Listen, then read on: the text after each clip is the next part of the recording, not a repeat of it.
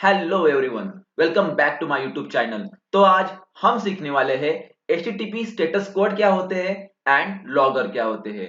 Status code हम कहाँ use करते हैं, हम उसे कैसे सर्विस देते हैं, कहाँ पे स्वैगर के ऊपर, उसके बाद हम लॉगर क्यों यूज करते हैं, कहाँ पे लॉगर हम इंप्लीमेंट करते हैं। तो ये सारी चीजें हम डिटेल में जानेंगे इस वीडियो के अंदर। ये है वीडियो का पार्ट 5। अगर आप पार्ट 5 डायरेक्टली देख रहे हो तो आपको मैं रिकमेंडेड करूंगा कि आप पहले वीडियो का पार्ट 1, पार्ट 2, पार्ट 3 और पार्ट 4 देखिए, क्योंकि मैं उसमें सारे इंप्लीमेंटेशन न्यू प्रोजेक्ट कैसे इंप्लीमेंट करते हैं, उसके बाद हम कैसे service layer, control layer and repository layer implement करते हैं, उसके बाद हम एपीआई कैसे लिखते हैं, उसके बाद हम वैलिडेशन कैसे लगाते हैं, डेटा एनोटेशन का यूज कैसे करते हैं। तो ये सारी चीजें मैंने वीडियो 1, 2, 3 और 4 में एक्सप्लेन की है। उसके बाद आप पार्ट 5 देखिए, क्योंकि अगर आप डिटेल में जितना ज्यादा जाएंगे उतना ज्यादा आपके कंसेप्ट क्लियर होंगे। तो चलो शुरू करते हैं पार्ट 5।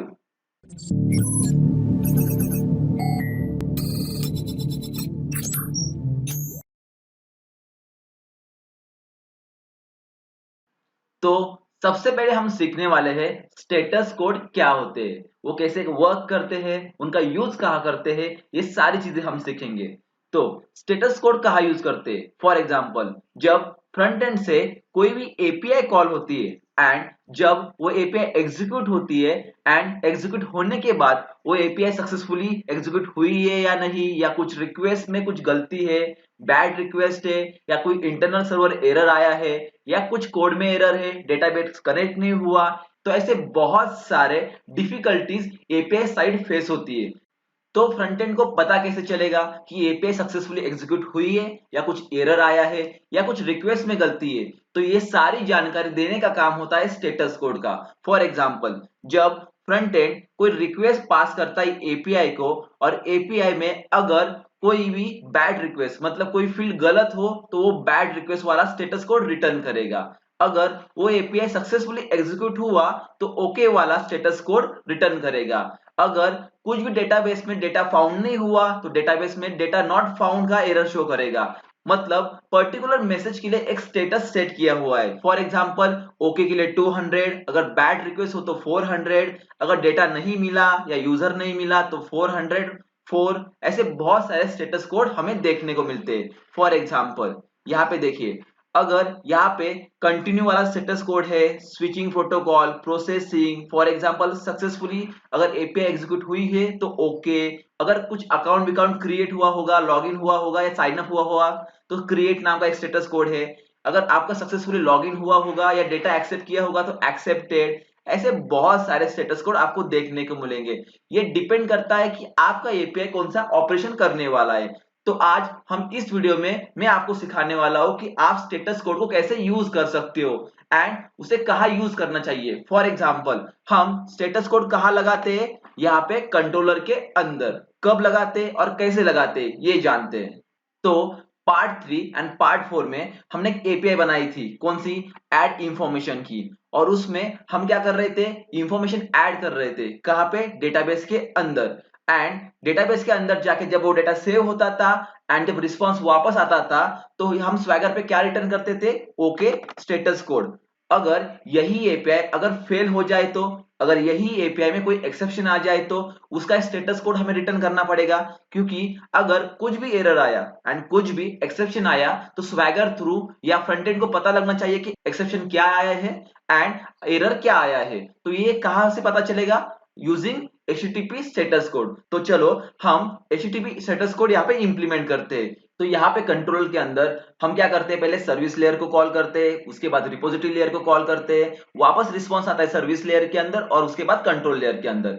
अगर हमारी एपीआई कहीं फेल हो जाए तो हमने क्या किया था, फ्लैग सेट किया था, किसके अंदर, रिस्पॉन्स के अंदर। फ्लैग कौन सा था, इज सक्सेस ट्रू होगा या फॉल्स होगा। अगर सक्सेसफुली हमारी एपीआई रन हो गई तो इज सक्सेस ट्रू होगा। अगर हमारी एपीआई कहीं फेल हो जाती है तो इज सक्सेस फॉल्स हो जाएगा। एंड जो भी फेल होने का रीजन होगा वो मैसेज के अंदर हम डालते थे। तो ये चीजें हमने इंप्लीमेंट की थी। अगर हमारी एपीआई फेल हो जाए तो हम क्या करेंगे, बैड रिक्वेस्ट हम पास करेंगे, कहां पे, स्वैगर के ऊपर। तो चलो इंप्लीमेंट करते हैं बैड रिक्वेस्ट वाला HTTP स्टेटस कोड। तो यहाँ पे कंडीशन लगाते हैं पहले, इफ अगर रिस्पॉन्स के अंदर इस स्टेटस अगर फॉल्स हो जाए तो बैड रिक्वेस्ट सेंड करना है। इस स्टेटस तो यहाँ पे हम नॉट लगाते हैं। अगर फॉल्स आ जाए तो यहाँ पे नॉट को उसे ट्रू कर देगा एंड यहाँ पे हम क्या करेंगे, उसे रिटर्न करेंगे। रिटर्न क्या करेंगे, बैड रिक्वेस्ट। ओके, एंड उसके अंदर हम क्या करेंगे, एक न्यू ऑब्जेक्ट बनाएंगे, curly bracket, wait a second, ये डिलीट मारते हैं। उसके बाद यहाँ पे हम 3 पैरामीटर पास करते हैं। First is success, second message और थर्ड डेटा। तो data is optional. For example हमें अगर डेटा भेजना हो बैड रिक्वेस्ट थ्रू तो डेटा भेज सकते हैं, या हम इज सक्सेस और मैसेज से भी हमारा काम चला सकते हैं। तो यहाँ पे पहला पैरामीटर है is success. Is success is equal to क्या होगा, रिस्पॉन्स डॉट इज सक्सेस। उसके बाद हम सेकेंड पैरामीटर पास करेंगे, कौन सा, मैसेज वाला। तो message is equal to response dot message, मतलब हमारी एपीआई क्यों फेल हुई ये कौन शो करेगा, मैसेज। तो ऐसे हम बैड रिक्वेस्ट यहाँ पे इंप्लीमेंट करते हैं। तो इससे स्वैगर को या फ्रंटेंड को क्या पता चलेगा कि हमारा एपीआई फेल हो चुका है, इसकी वजह से इसने बैड रिक्वेस्ट दी, मतलब 400 रिटर्न किया है। अगर इसकी वजह कोई एक्सेप्शन आ जाए तो हम क्या करेंगे, यहाँ पे एक्सेप्शन वाला बैड रिक्वेस्ट सेंड करेंगे, कहां पे, यूआई को एंड या स्वैगर को। तो यहाँ पे चलो हम एक इंप्लीमेंट करते हैं एक्सेप्शन के अंदर बैड रिक्वेस्ट वाली एक मेथड। तो रिटर्न यहाँ पे बैड रिक्वेस्ट, उसके बाद इसके अंदर न्यू कर्ली ब्रेसेस के बाद ये डिलीट करते हैं। इसके अंदर क्या करेंगे हम, is success is equal to response dot is success, मतलब ये response dot is success false है तो यहाँ पे इज सक्सेस फॉल्स आ जाएगा। उसके बाद मैसेज, उसके बाद रिस्पॉन्स डॉट मैसेज। मैसेज के अंदर क्या है, ये एक्सेप्शन गया था यहाँ पे और ये यहाँ पे आ जाएगा। एक बात हमेशा ध्यान रखिए कि कभी भी इस सक्सेस, मैसेज और जो भी डेटा आप पास करोगे स्वैगर के ऊपर रिस्पॉन्स थ्रू, तो कभी भी हार्ड कोडेड नहीं होना चाहिए। उसे हम ऑलवेज रिटर्न करते हैं यूजिंग वेरिएबल। उसके बाद यहाँ पे ओके, तो यहाँ पे भी हम न्यू क्रिएट करेंगे, न्यू ऑब्जेक्ट क्रिएट करते हैं। उसके बाद यहाँ पे is success is equal to response dot is success. उसके बाद मैसेज, मैसेज के अंदर रिस्पॉन्स डॉट मैसेज। उसके बाद हमें यहाँ पे डेटा भी सेंड करना होगा तो डेटा भी सेंड कर सकते हैं, कुछ भी हमारे ऊपर होता है, पर यहाँ पे हम डेटा सेंड नहीं कर रहे तो ये ऑप्शनल फील्ड है। तो यहाँ पे हमने क्या किया, एक बैड रिक्वेस्ट वाला एंड उसके बाद ओके वाला स्टेटस कोड यहाँ पे हमने इंप्लीमेंट किया। तो ऐसे बहुत सारे स्टेटस कोड हम इंप्लीमेंट कर सकते हैं। फॉर एग्जांपल जब हम यूआई से लॉगिन एंड साइन अप वाला पेज क्रिएट करेंगे या एपीआई क्रिएट करेंगे तब हम कौन कौन सा यूज कर सकते हैं, for example bad request use कर सकते हैं, मतलब कोई फील्ड गलत गई हो। उसके बाद अनऑथोराइज, मतलब लॉगिन नहीं हुआ तो अनऑथोराइज यहाँ पे हम यूज कर सकते हैं status code. For example user found नहीं हुआ तो नॉट फाउंड वाला यूज कर सकते हैं। उसके बाद नॉट एक्सेप्टेबल भी यूज कर सकते हैं, या हमारा अकाउंट क्रिएट हुआ साइन अप करते टाइम तो यहाँ पे क्रिएट वाला यूज कर सकते हैं। अगर हमारा साइन अप या लॉगिन सक्सेसफुली हो गया तो एक्सेप्ट भी यूज कर सकते हैं। ऐसे बहुत सारे स्टेटस कोड हम यूज कर सकते हैं। It is depend on user या एपीआई आप कौन सा क्रिएट कर रहे हो। फॉर एग्जांपल अगर हमारा सर्वर में कुछ भी एरर आ चुका है तो हम यहाँ पे 500 हम रिटर्न कर सकते हैं, कहाँ पे, फ्रंट एंड को या स्वैगर को, तो उसका स्टेटस कोड है 500। तो यहाँ सर्विस अवेलेबल नहीं है तो यहाँ 500 सर्विस नॉट अवेलेबल, ऐसे बहुत सारे स्टेटस कोड आप यूज कर सकते हो। उसके बाद बैड गेटवे, उसके बाद बहुत सारे not implemented, gateway time out, ऐसे बहुत सारी चीजें आप स्टेटस कोड थ्रू इंप्लीमेंट कर सकते हो, जिससे यूआई को या स्वैगर को पता चलेगा कि हमारे एपीआई में या हमारे सर्वर में कौन सा एरर आ चुका है थ्रू स्टेटस कोड। तो ऐसे हम स्टेटस कोड इंप्लीमेंट करते हैं। तो चलो अब हम ये कोड रन करके देखते हैं एंड चेक करते हैं कि हमारा स्टेटस कोड जो हमने इंप्लीमेंट किया है कोड के अंदर वो वर्क कर रहा है या नहीं। Run the server.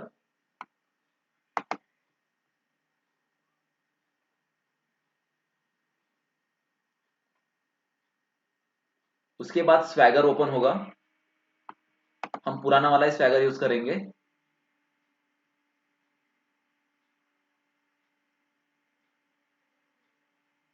एंड इस एपीआई के अंदर हम वैलिड फॉर्मेट डिटेल भरेंगे। For example Rahul Vishal tech @gmail.com, उसके बाद मोबाइल नंबर 9881563155, उसके बाद salary as a 200 2000, gender male and execute. तो देखो यहाँ पे हमारा प्रोग्राम का कंट्रोल आ चुका है। देन नेक्स्ट, अब देखो यहाँ पे हमारा कनेक्शन ओपन होगा, बट अभी भी हमने माई एसक्यूएल सर्वर का सर्वर ऑन नहीं किया है, इसकी वजह से यहाँ पे कनेक्शन ओपन नहीं होगा। देखो नेक्स्ट नेक्स्ट नेक्स्ट, देखो यहाँ पे एक्सेप्शन थ्रो किया है क्योंकि हमने अभी तक माई एसक्यूएल सर्वर ओपन नहीं किया है, जिसकी वजह से हमारा कनेक्शन इस्टेब्लिश नहीं हुआ और उसकी वजह से उसने यहाँ पे एक्सेप्शन थ्रो कर दिया।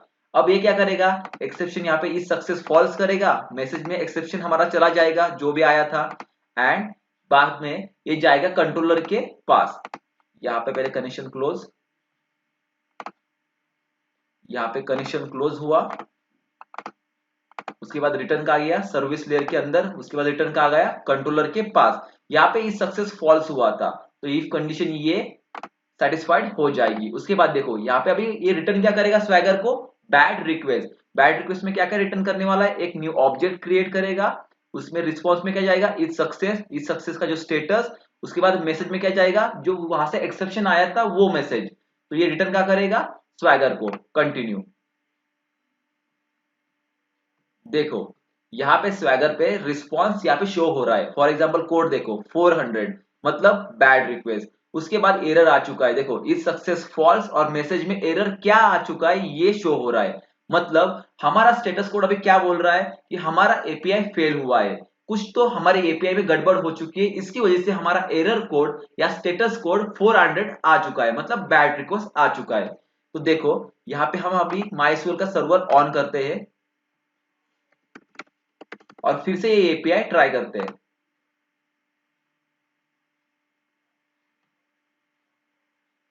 ओके, यहाँ पे हमने माई एसक्यूएल का सर्वर ऑन किया और फिर से वो एपीआई हमने एग्जीक्यूट की।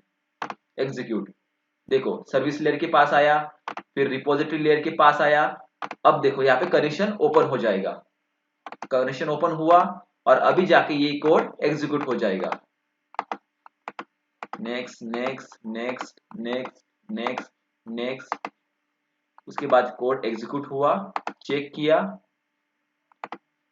एड ये रिस्पॉन्स हमने कहां पे रिटर्न किया स्वैगर के ऊपर। और यहाँ पे देखो स्टेटस कोड यहाँ पे 200 आ चुका है, मतलब ओके सक्सेसफुली हमारा एपीआई एग्जीक्यूट हो चुका है, ये स्टेटस कोड ये कह रहा है। उसके बाद रिस्पॉन्स बॉडी भी आ रही है, देखो is success true and message में हमें क्या आ रहा है सक्सेसफुल। मतलब हमारा अभी कंट्रोल लेयर के अंदर ये ओके वाला स्टेटस कोड एग्जीक्यूट हुआ है, जिसके अंदर इज सक्सेस ट्रू आया है एंड मैसेज के अंदर जो सक्सेसफुल मैसेज आया था वो वहां पे शो हो रहा है, कहां पे यहाँ पे। तो ऐसे स्टेटस कोड का यूज किया जाता है। आप मेनी टाइप के स्टेटस कोड यूज कर सकते हैं आपके प्रोग्राम में, चाहिए जैसे एपीआई डिजाइन कीजिए, चाहे जैसे स्टेटस कोड यूज कीजिए, एज डिपेंड ऑन आपके एपीआई पे। तो चलो अब हम हमारा नेक्स्ट पार्ट देखते हैं, कौन सा, लॉगर का। लॉगर होते क्या है, लॉगर इंप्लीमेंट कैसे करते हैं, लॉगर यूज कहाँ किए जाते हैं, ये सारे डिटेल हम देखेंगे आगे आने वाले वीडियो में।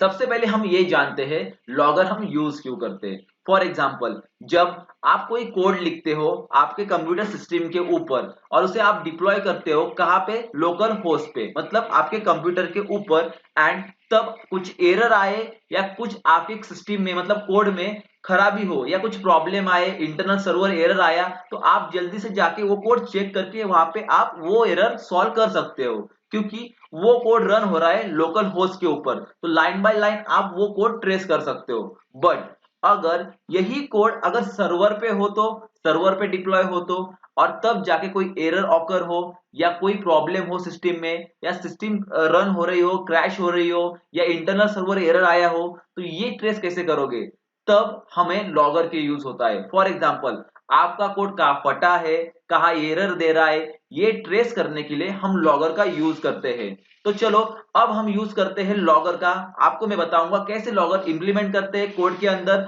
लॉगर की क्या खासियत होती है, ये सारी चीजें हम देखेंगे। तो चलो शुरू करते हैं, लॉगर कैसे इंप्लीमेंट करते हैं।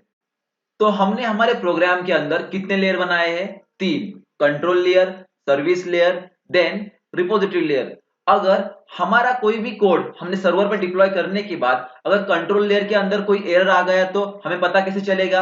तो इसके लिए हम कंट्रोल लेयर के अंदर, सर्विस लेयर के अंदर एंड रिपोजिटरी के लेयर के अंदर हम लॉगर इंप्लीमेंट करेंगे। तो चलो मैं आपको बताऊंगा लॉगर कैसे इंप्लीमेंट करते हैं। तो सबसे पहले हमें यहाँ पे लिखना पड़ेगा public read only I logger, उसके बाद उसके अंदर क्लास का नाम CRUD एप्लीकेशन कंट्रोलर।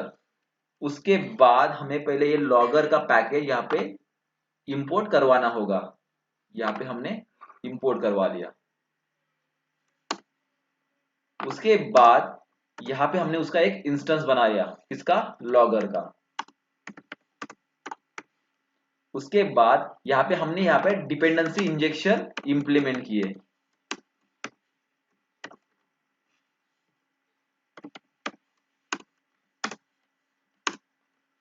और यहाँ पे हमने आई लॉगर इंस्टेंस को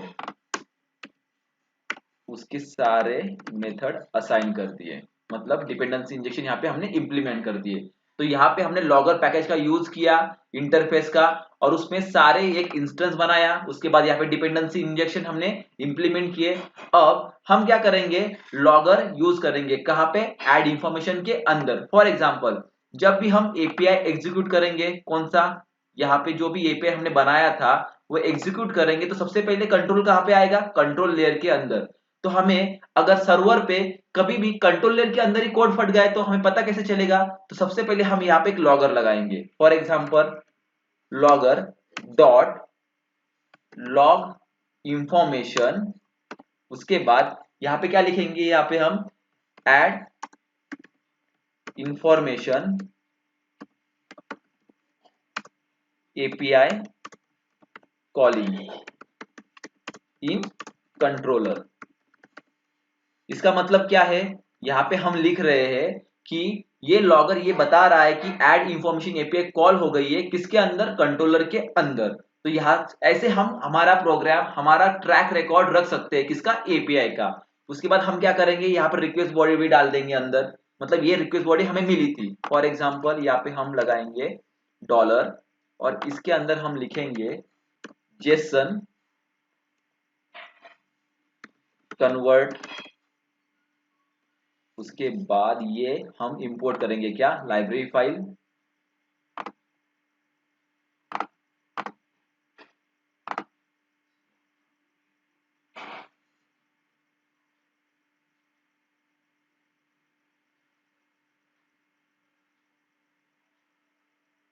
उसके बाद डॉट और यहाँ पे सीरियलाइजेशन, और उसके अंदर हम क्या डालेंगे? यहाँ पे रिक्वेस्ट बॉडी। ये इससे क्या होगा? हमारा लॉगर बोलेगा कि ऐड इंफॉर्मेशन एपीआई कॉल हो चुकी है कंट्रोलर के अंदर और ये हमें रिक्वेस्ट बॉडी यहाँ पे मिल चुकी है।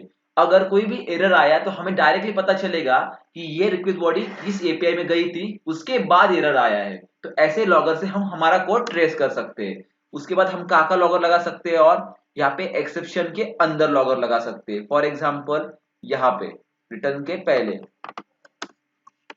लॉगर डॉट लॉग, ये एक्सेप्शन है मतलब ये एरर है, तो लॉग एरर। इसके अंदर हम क्या करेंगे?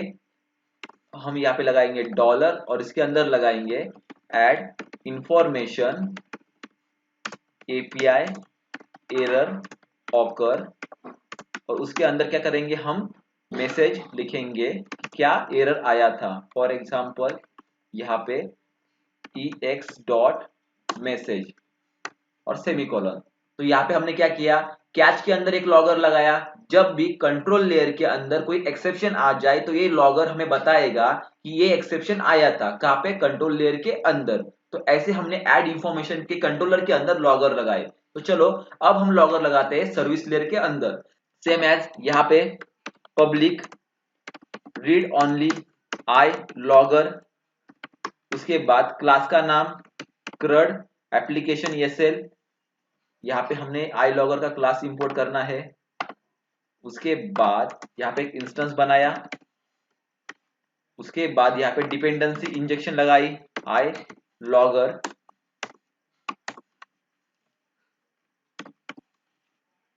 उसके बाद यहाँ पे हमने क्या किया, अंडरस्कोर लॉगर का जो इंस्टेंस बनाया था उसको लॉगर के सारे मेथड असाइन कर दिए। और यहाँ पे हमने क्या किया, लॉगर डॉट इंफॉर्मेशन, और इसके अंदर हमने क्या किया, add information method calling in service layer. तो इससे हमें क्या पता लगेगा कि हमारा प्रोग्राम का कंट्रोल सर्विस लेयर के अंदर आया है। तो ये हमें किससे कौन बताएगा, लॉगर बताएगा। उसके बाद हम लॉगर कहाँ इंप्लीमेंट करेंगे, रिपोजिटरी लेयर के अंदर। सेम एज यहाँ पे डिपेंडेंसी इंजेक्शन पहले इंप्लीमेंट करते हैं, पब्लिक रीड ओनली iLogger, उसके बाद यहाँ पे CRUD एप्लीकेशन RL, उसके बाद iLogger का पैकेज यहाँ पे इंप्लीमेंट करते हैं। उसके बाद iLogger का एक इंस्टेंस बनाते हैं, उसके बाद यहाँ पे डिपेंडेंसी इंजेक्शन हम इंप्लीमेंट करते हैं iLogger, उसके बाद यहाँ पे class name CRUD application RL, उसके बाद logger, उसके बाद यहाँ पे लॉगर को हम पूरे सर्विस हम यहाँ पे असाइन कर देंगे।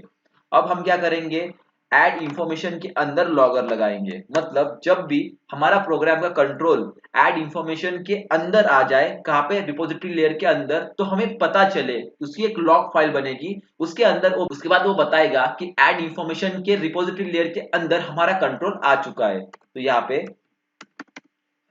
लॉगर डॉट लॉग इंफॉर्मेशन, इसके अंदर हम क्या लिखेंगे, add information method calling in repository layer. तो हमने यहाँ पे एक लॉगर लगाया, और दूसरा लॉगर कहाँ लगाएंगे हम, यहाँ पे। मतलब जब भी हमारी क्वेरी एग्जीक्यूट नहीं होगी तो लॉग फाइल के अंदर हमारा लॉगर बताएगा कि ये एरर आ चुका था, मतलब हमारी क्वेरी एग्जीक्यूट नहीं हुई थी। तो यहाँ पे लिखेंगे क्वेरी नॉट एग्जीक्यूटेड, और इसके आगे लिखेंगे हम एरर ऑकर, और उसका मैसेज होगा क्वेरी नॉट एग्जीक्यूटेड। उसके बाद यहाँ पे एक्सेप्शन लिखेंगे हम, वहां पे एक लॉगर लगाएंगे, लॉगर डॉट यहाँ पे एरर लगाएंगे, लॉग एरर, क्योंकि एक्सेप्शन मतलब क्या, एक एरर आया है। उसके अंदर हम क्या करेंगे, एक्सेप्शन प्रिंट करेंगे, कौन सा एक्सेप्शन आया था, for example error occur eight, कहाँ पे, ऐड इंफॉर्मेशन रिपोजिटरी लेयर। उसके बाद एक्सेप्शन यहाँ पे प्रिंट करेंगे, ax डॉट मैसेज, यहाँ पे हमने एक्सेप्शन प्रिंट किया। उसके बाद हम क्या करेंगे, यस, यहाँ तक ही हमारा लॉगर लग जाएगा। तो ऐसे हमने लॉगर लगाया। अब क्या करेंगे, फिर से हम कंट्रोल लेयर के अंदर आएंगे। जब भी हम स्वैगर से कोई एपीआई हिट करेंगे तो सबसे पहले कंट्रोलर यहाँ पे आएगा, ये लॉगर यहाँ पे लॉग बनाएगा, मतलब ये लॉगर बताएगा कि आपका प्रोग्राम का कंट्रोलर लेयर के अंदर आ चुका है। वो आपको आपकी रिक्वेस्ट बॉडी दिखाएगा। उसके बाद वो अंदर चला जाएगा, कहाँ पे, सर्विस लेयर के अंदर। उसके बाद सर्विस लेयर के अंदर भी एक लॉग बनेगा, कौन सा, add information method calling in service layer.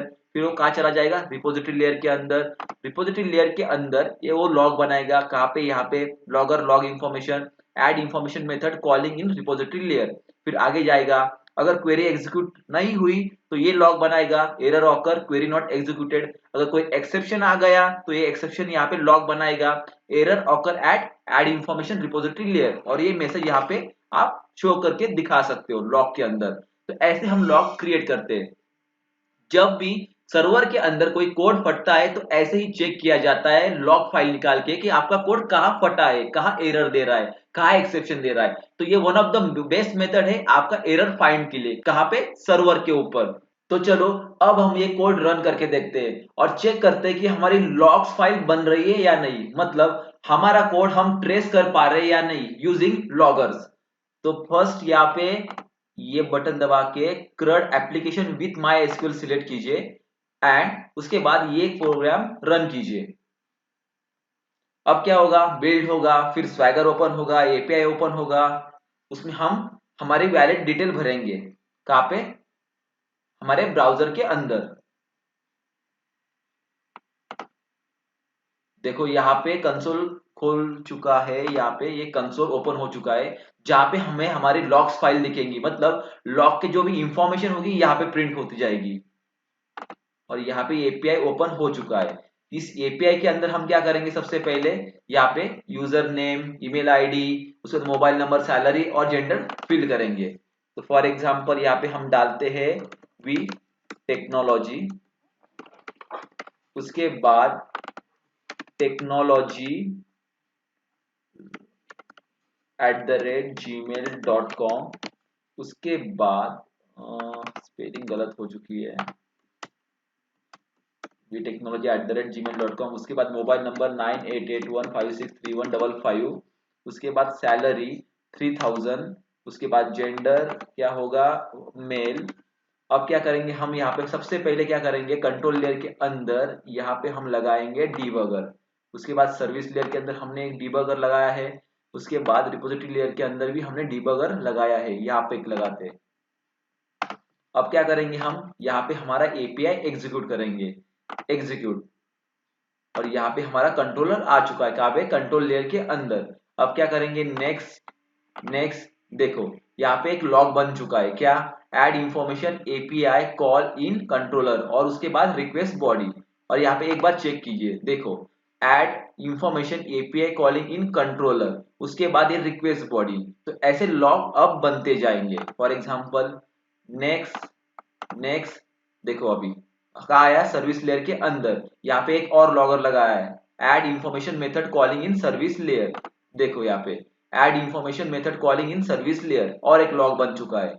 उसके बाद यहाँ पे नेक्स्ट, नेक्स्ट, नेक्स्ट, और एक लॉग बन चुका है, add information method calling in repository layer. मतलब यहाँ पे और एक लॉग बन चुका है, add information method calling in repository layer. देखो हम लाइन बाय लाइन हमारा प्रोग्राम ट्रेस कर रहे हैं, कहाँ पे, लॉगर करके, यूजिंग सर्वर पे। जब ये कोड डिप्लॉय होगा तो ऐसे हम हमारी एपीआई ट्रेस कर सकते हैं। उसके बाद next, next, next, next, next, next, next, next, next, next, next, next, next, next, next, next, next, के बाद नेक्स्ट, ये हुआ, ये हुआ। देखो यहाँ पे कोई एरर तो आया नहीं, मतलब कौन सी और दूसरी लॉग फाइल तो हम एग्जीक्यूट नहीं कर रहे। उसके बाद ये रिटर्न क्या करेगा, स्वैगर के ऊपर, अभी यहाँ पे ट्रू इज सक्सेसफुली।